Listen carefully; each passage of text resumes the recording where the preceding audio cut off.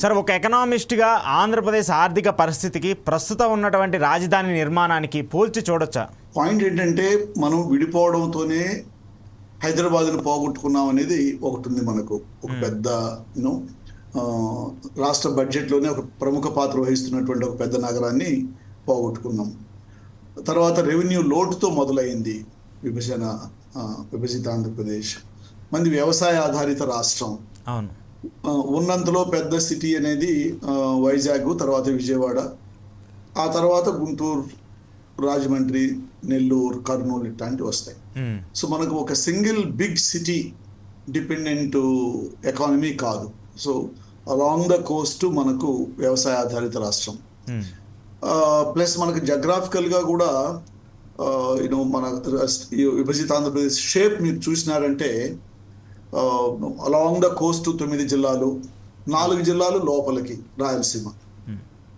So వీటన్నిటికీ కేంద్రంగా ఒక కొత్త రాజధానిని నిర్మించి దాన్ని ఒక మహానగరంగా చేయడం అనేది ప్రాక్టికలీ వైబుల్ ఆప్షన్ కాదు. మన వాళ్ళు 10 ఏళ్ల క్రితం తీసుకున్న నిర్ణయమే. ఇవన్నీ ఎట్లాంటివి అంటే ఒక హిస్టారికల్ డెసిషన్స్. ఆ హిస్టారికల్ డెసిషన్స్ తీసుకునే అవకాశం హిస్టారికల్గా కొంతమందికే అవకాశం వస్తుంది చరిత్రలో. ఆ అవకాశం ఆంధ్రప్రదేశ్ ప్రజలు చంద్రబాబు నాయుడు గారికి ఇచ్చినారు ముఖ్యమంత్రిగా 2014లో. అప్పటికి మనకు ఒక ఎక్స్పర్ట్ కమిటీ నివేదిక కూడా కేంద్ర ప్రభుత్వం పెట్టిన ఉంది. ఇప్పుడు దురదృష్టం ఏంటంటే ఆంధ్రప్రదేశ్కు ఎక్స్పర్ట్ కమిటీల నివేదికలు అంటే లెక్కలేదు. అసలు ఒకప్పుడు మనకు శ్రీబాగ్ ఒడంబడిక అనేది ఒకటి ఉండేది. అవును సార్, అవును. అది జెంటిల్మెన్స్ అగ్రిమెంట్ అయినా కానీ దానికి ఒక నేపథ్యం ఉంది. ఓకే.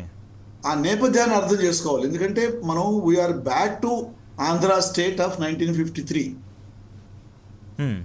1953లో ఏదైతే మనకు మద్రాస్ ప్రెసిడెన్సీ నుంచి విడిపోయి ఆంధ్ర రాష్ట్రం ఏర్పడిందో అవును, ఆ స్టేట్కి మళ్ళీ వచ్చేసినాం మనం. ఓకే. జగ్రాఫికల్గా ఆ రోజున్న ప్రాంతం మళ్ళీ ఆంధ్ర రాష్ట్రం అయింది. మరి ఆ రోజున్న రాష్ట్రానికి ఈ శ్రీబాగ్ ఒడంబడిక అని ఒక నేపథ్యం ఉండింది. ఆంధ్ర రాయలసీమ నాయకుల మధ్య అంత బాగా పొందన కుదిరేది కాదు. చివరికి ఆ మద్రాసు అసెంబ్లీలో ఓటింగ్ పెట్టినప్పుడు కూడా విజయవాడకు అనుకూలంగా వెళ్ళుండేది, కానీ ఎవరో నలుగురు తెలుగు కాని వాళ్ళు నలుగురు ఓటింగ్ వేసి దాన్ని కర్నూలుకు అనుకూలంగా తిప్పినారని చెప్పదలుచుకుంది. ఏంటంటే ఒక ఏకాభిప్రాయంతో రాజధానిని స్థాపించుకోవాలి అనేది ఆ రోజుల్లోనే కుదరలా. ఓకే. ఇప్పటికీ సరే చాలా దశాబ్దాలు గడిచిపోయింది, పరిస్థితులు మారిపోయినాయి. బట్ ఆ ప్రాంతాలు ఉత్తర కోస్తా, రాయలసీమ అనేటువంటి ఒక నిర్దిష్టమైనటువంటి ప్రాంతాలు, ఆ ప్రాంతాలకు సంబంధించినటువంటి కొన్ని భౌగోళిక, సామాజిక, సాంస్కృతిక లక్షణాలు కొన్ని ఉన్నాయి. వీటన్నిటిని సమన్వయం చేసుకొని పోవడానికి ఒక అడ్మినిస్ట్రేటివ్ క్యాపిటల్ మనకు అవసరం, ఎట్లాగూ కావాలి. ఎక్కడో చోట నుంచి ప్రభుత్వం నడవాలి.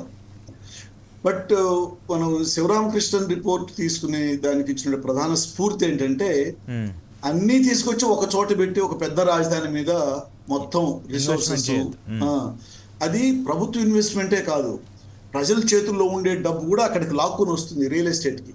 ఓకే. అది ఆయన చాలా స్పష్టంగా ఆ రోజు చెప్పినాడు ఆయన. It will suck, అంటే it will pull all the other capital also into this place. Yes. మనకు అదే జరిగింది కదా. ఎంతమంది తీసుకెళ్ళి అక్కడ ఎకరాలు కొనడాల్లోను, ఇప్పుడు ప్లాట్లు కొనడాల్లోను. ఇది అందుకని అట్లా పెట్టొద్దు, విడివిడిగా వెళ్ళండి, రియల్ ఎస్టేట్ స్పెక్యులేషన్ మీద ఆధారపడి రాజధాని నిర్మించొద్దు అని చెప్పేసి అని చెప్పింది.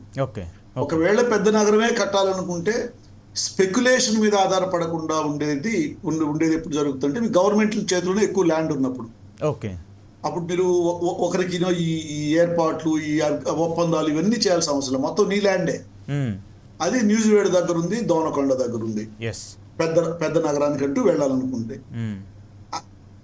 ఇది నేపథ్యంగా మనం చూసుకున్నప్పుడు ఏకాభిప్రాయం సాధిద్దాం, ఆంధ్రప్రదేశ్కి భవిష్యత్తులో కూడా ఇబ్బందులు రాకుండా ప్రాంతాల మధ్య కానీ ఇది అనేది ఒక్క ప్రయత్నం అన్నా జరిగిందా అండి? 2014కి వెళ్దాం వెనక్కి, లేదు 10 ఏళ్ళ క్రితం ఒక్క ప్రయత్నం కూడా, ఒక్క అఖిలపక్ష సమావేశం కూడా జరగల. అట్లీస్ట్ బిగిన్ విత్ రాజకీయ పార్టీలే కదా రాష్ట్రాన్ని శాసించాలి. కొంతమంది వ్యక్తులు అడపా పాత్ర వహించినా, బట్ ప్రధానంగా రాజకీయ పార్టీల ద్వారానే ఎక్కువ శాసించబడతాయి. ఒక్క అఖిలపక్ష సమావేశం కూడా జరగలేదు. ఓకే. ఆ శివరామకృష్ణన్ కమిటీ మీద ఒక్క రోజు కూడా అసెంబ్లీలో చర్చ జరగలేదు. ఆయన రిపోర్ట్ సబ్మిట్ చేసే టయానికి ఆయన మీద నిందలేయడం జరిగింది అధికారికంగా, అవును. అధికారంలో ఉన్నవాళ్ళు అవును. ఆ రోజు. ఆ, ఆయన అరవోడని కొంత, ఆయన చిదంబరం కుట్ర దీని వెనుకుందని కొంత. అతను చాలా dignified, decent, intellectual bureaucrat, Yes. Civil servant, ministry of urban development secretary KC Sivaramakrishnan.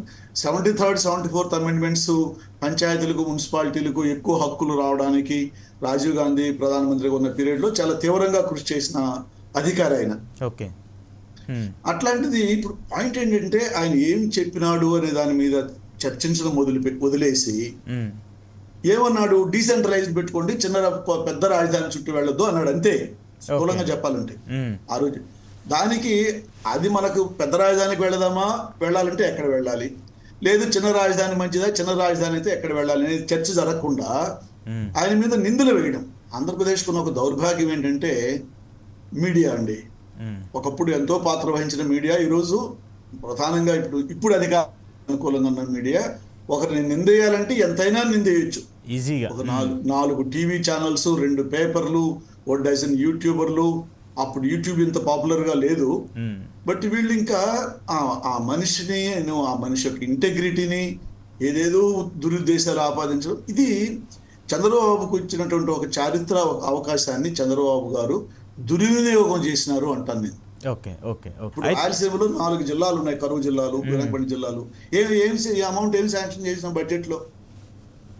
అమరావతికి 6,000 కోట్లు శాంక్షన్ చేస్తున్నారు బడ్జెట్లో. అది కాకుండా 40,887 కోట్లు వివిధ సంస్థల నుంచి తెచ్చుకున్నాం, సమకూరిందని చెప్పేసి అఫీషియల్ గానే చెప్తున్నారు. ఇంకొక 20,000 కోట్లు దాదాపు ఆన్ ద వే, అంటే పైప్ లైన్ అంటాం, పైప్ లైన్ అంటారు శాంక్షనింగ్ ప్రాసెసింగ్ లో. మరి అది రాష్ట్ర ప్రజలు అమరావతిలో పెట్టే ఖర్చులు చూసి ఆహా ఓహో మాకు ఒక పెద్ద రాజధాని వస్తా ఉంది లేని మురిసిపోవాలన్నా, డైలీ వాళ్ళు పడే స్ట్రగుల్, కష్టాలతో వాళ్ళు ఏమాత్రం సహాయం ప్రభుత్వం నుంచి రాకుండా ఆపుతూ ఇది కదా. అందుకని ఈ డెవలప్మెంట్ మోడల్స్ ఒక చారిత్రక మంచి గొప్ప అవకాశాన్ని చంద్రబాబు నాయుడు దుర్వినియోగం చేసినాడు అంటాను నేను. పొరపాటు చేసినాడు అన్నాను. ప్రీ ప్లాన్డ్ గా జరిగింది అనుకోవాలి. ఇంకా అంతే. పొరపాట్లు ఎవరైనా చేస్తాం, పొరపాటు అంటే దాన్ని సరిదిద్దుకోగలిగేదాన్ని పొరపాటు అంటాం. ఇది బై డిజైన్ ఆ రోజు ఆయనకున్నటువంటి అవకాశాన్ని దుర్వినియోగం చేసుకుని ఒక భారీ ప్రాజెక్టు లాంగ్ టర్మ్ లో 1,000 కోట్ల రూపాయలు ఖర్చు పెట్టడానికి, అందులోంచి 1,000 కోట్ల రూపాయలు మీకు తెలుసు కాంట్రాక్ట్ లో ఏం జరుగుతుందో. ఇది ఒక కామధేనులాగా కొన్ని సంవత్సరాల పాటు. కానీ ఒక వెరీ అన్ఫార్చునేట్ థింగ్ ఏంటంటే సార్, అంటే మనం ఎందుకు బాధపడాల్సిన పరిస్థితి ఏంటంటే, ఖచ్చితంగా అమరావతి నుంచి ఒక 40 నుంచి 50 కిలోమీటర్ల దూరంలో ఉన్నటువంటి విమానాశ్రయాన్ని, దాదాపు 2,500 ఎకరాల భూమి ఉంది అక్కడ. అది విమానాశ్రయాన్ని ఇప్పటి వరకు మనం డెవలప్ చేయలేకపోయాము. దాని మీద ఇంటర్నేషనల్ ఫ్లైట్స్ లేదంటే నేషనల్ ఫ్లైట్స్ వీటికి సంబంధించి కనీసం రానిటువంటి పరిస్థితి ఉంది. అది పక్కన పెట్టేసేసి 4,000 ఎకరాల్లో మళ్ళీ ఎయిర్పోర్ట్ కడతానంటే మరి దాన్ని ఏం చేస్తారు? అది అర్థం కాని క్వశ్చన్ మార్క్గా ఉంది. అలాగే రైల్వే స్టేషన్ కూడా అంతే, విజయవాడలో పెద్ద రైల్వే జంక్షన్ అది. He doesn't care. Public sector లో నడిచే ఏ సంస్థ అయినా ఆయనకు అది లెక్కలేక రాదు. బేగంపేట ఎయిర్పోర్ట్ ఎట్లా మూసేసినారండి హైదరాబాద్ లో? మీకు ఎంత టైం ఉందో తెలియదు కదా, పర్లేదు చెప్పండి. బేగంపేట ఎయిర్పోర్ట్ 2008లో from the midnight of that date Shamshabad లో ఆపరేషన్ స్టార్ట్ అయ్యే మిడ్ నైట్ కి బేగంపేట ఎయిర్పోర్ట్ ఆపరేషన్స్ క్లోజ్ చేయాలి. అది కన్సెషన్ అగ్రిమెంట్ లో GMR తో చేసుకున్న ఒప్పందంలో ఒక క్లాజ్. మరి ఆ ఒప్పందంలో క్లాజ్ అంతకు ముందు పెట్టేటప్పుడు లేదు బేగంపేట ఎయిర్పోర్ట్ కూడా నడిపిద్దాం, ఈ స్మాల్ కనెక్టివిటీ, ఇప్పుడు హైదరాబాద్ డొమెస్టిక్ ఫ్లైట్స్ వరకు చిన్న ఫ్లైట్స్ 80 సీటర్ ఫ్లైట్స్ నడవచ్చు అని ఎవరు అధికారంలో ఉన్న రాజకీయ నాయకులు ఆ రోజు పబ్లిక్ అదొక అసెట్, కొన్ని 100 కోట్ల రూపాయలు విలువైనటువంటి ప్రజల ఆస్తి అది. అవును, దాన్ని కాపాడాలి కదా. కాపాడుతూ GMRకి నీకేం కావాలో చెప్పనాలి. కానీ లేదు, పబ్లిక్ సెక్టర్ ఆ రోజుకి అది సంవత్సరానికి 200 కోట్లు లాభం సంపాదిస్తూ ఉండింది రాజీవ్ గాంధీ మన బేగంపేట ఎయిర్పోర్ట్. అవును, 200 crore profit per annum. And then they just closed. They don't care. So Chandrababu Naidu doesn't care for a public sector. Unit. అంతో ఇంత అవకాశం దొరికితే పబ్లిక్ సెక్టర్ మీద బుర్ర జల్లి ఇది బాగుండేదాన్ని కూడా ఇది బాగలేదు అని ప్రజల్లో చూపించి నెగిటివ్ క్యాంపెయిన్ మీడియా ద్వారా చేసి ప్రాఫిట్ మేకింగ్ దాన్ని కూడా నష్టాల్లోకి నెట్టి వీలైతే దాన్ని ప్రైవేటైజ్ చేయించేటువంటి దాంట్లో సిద్ధహస్తుడు చంద్రబాబు గారు. ఓకే ఓకే ఆర్టీసీ విషయంలో చూసినాం మేము అప్పుడు ఉమ్మడి రాష్ట్రంలో. నేను మా కొలీగ్ ఒకరు ఆర్టీసీ మీద ఒక పెద్ద రీసెర్చ్ పత్రమే రాసి దాన్ని పబ్లిష్ కూడా చేసినాం. అంటే ప్రభుత్వమే పథకం ప్రకారం ఒక profit making public sector organisation ఎట్లా నష్టాల్లోకి నెట్టుతుంది ఆర్టీసీ ఒక కేస్ స్టడీగా. ఆ రోజు పెద్ద సమ్మె జరిగి బతికిపోయింది ఆర్టీసీ. తర్వాత వైఎస్ఆర్ పవర్లోకి వచ్చిన లేకపోతే పోయిండేది. కాబట్టి గన్నవరకు ఏమవుతుందో అనేది ఆయనకు చీమ కుట్టినంత కూడా ఉండదు. ఇక్కడ 4,000-5,000 ఎకరాలు తీసుకుంటున్నావా లేదా ఫస్ట్. ఇక్కడ ఎయిర్పోర్ట్ ఎప్పుడు వస్తుందో, ఎయిర్పోర్ట్ కి ఎక్కడి నుంచి రావాలండి మనుషులు? పాసిబిలిటీ ఎక్కడ ఉంటుంది సార్? నాకు అర్థం కాదు. ఇప్పుడు హైదరాబాద్లో అంటేనే ఇక్కడ ఇంత జనాభా ఉంటేనే అక్కడ క్రౌడ్కి అక్కడ ఇంకా అడ్జస్టబుల్ అవుతుంది. ఇక్కడ కొత్తగా ఇంకోటి ఏర్పాటు చేయడానికి పరిస్థితి లేదు. ఇప్పుడు సింపుల్ మీరు చూడండి, ఇప్పుడు మనకు విభజిత ఆంధ్రప్రదేశ్ అయినా ఉమ్మడి ఆంధ్రప్రదేశ్ అయినా సార్ పబ్లిక్ ఎప్పుడు కూడా వాళ్ళకు ఏ ఎయిర్పోర్ట్ దానికి వాళ్ళకి నియరెస్ట్ కన్వీనియంట్ అయితే అటే వెళ్తారు కదా. అవును, మీరైనా నేనైనా మనకు అప్పుడు ఆప్షన్ లేకుండా చేస్తే ఇంకా చచ్చినట్టు అక్కడికి వెళ్తారు. ఇప్పుడున్న పరిస్థితుల్లో ఆప్షన్ లేకుండా వాళ్ళు చేయలేరు. ఉదాహరణ సింపుల్ చూడండి, నెల్లూరు వాళ్ళు ఎక్కడికి వెళ్తారు ఇంటర్నేషనల్ ఫ్లైట్ ఎక్కాలంటే? చెన్నైకి వెళ్తారు. తిరుపతి వాళ్ళు చెన్నై, బెంగళూరు, చిత్తూరు జిల్లా వాళ్ళు. కడప జిల్లాలో కూడా సగం వాళ్ళు ఇప్పుడు బెంగళూరు, చెన్నైకి వెళ్తున్నారు. మా ఏరియా రాజంపేట ఏరియా వాళ్ళు కూడా. కడప వాళ్ళు అటు ఇటుగా వెళ్తారు. కడప ఎయిర్పోర్ట్ కూడా ఉంది కాబట్టి. అనంతపురం వాళ్ళు ఇన్వేరియబ్లీ బెంగళూరు. కర్నూలు వాళ్ళు హైదరాబాద్కి వస్తారు ఇంటర్నేషనల్ ఫ్లైట్స్, అంతే కదా. డొమెస్టిక్ అంటే మనకు లోకల్ ఎయిర్పోర్ట్ ఉంది కాబట్టి ఉన్నాయి. ఇప్పుడు నార్త్ కోస్ట్ లో మనం వైజాగ్ లో కొత్త ఇంటర్నేషనల్ ఎయిర్పోర్ట్ స్టార్ట్ అవుతుంది కదా, జూన్ జూలైలో. భోగాపురం ఎయిర్పోర్ట్ స్టార్ట్ అవుతుంది కదా. ఇంక నీకు నేను క్యాచ్మెంట్ ఏరియా అంటాం దీన్ని, ఎంత ఏరియా నుంచి ప్యాసింజర్స్ రావాలి అని చూసినప్పుడు నువ్వు అమరావతిలో ఒక పెద్ద ఎయిర్పోర్ట్ కడతావు అనుకున్నావు. ఎక్కడి నుంచి రావాలండి ప్యాసింజర్స్? వెస్ట్ గోదావరి అంటే పాత వెస్ట్ గోదావరి, కృష్ణా, గుంటూరు, ప్రకాశం జిల్లాలో కొంత భాగం, ఇది నెల్లూరు బార్డర్ కాకుండా ఉంటే అట్ ద మోస్ట్, లేకపోయినా 4 జిల్లాలు ప్రధానంగా.